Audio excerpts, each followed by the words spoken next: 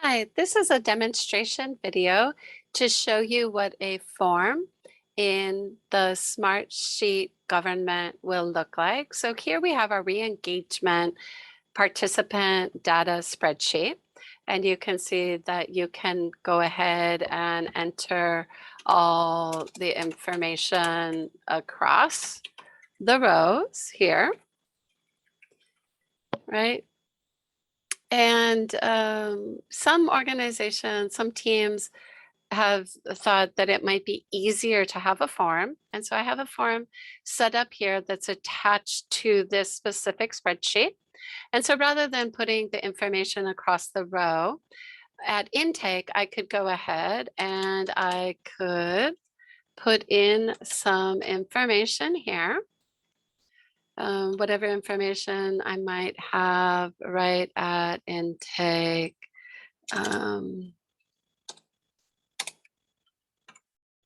Or let's do something like, oops. All right, there we go. Okay, and so in all the drop downs, select all that apply, everything is there. So let's say that's the information I have. And when I hit submit, I will create a new row on my spreadsheet. So let me refresh and save. And you can see the information I put in the form shows up on the spreadsheet. Now you might wonder, why is there a space here? So if you have any information on any of the columns on those rows, so here I had some pre-populated fields, the form is always going to put that data at the very bottom. So the very bottom row and create a new row.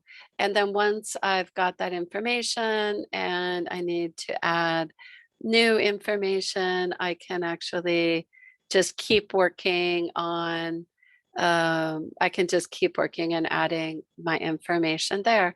So if you think that having a very simple form would help your processes, please let me know. Thank you for watching.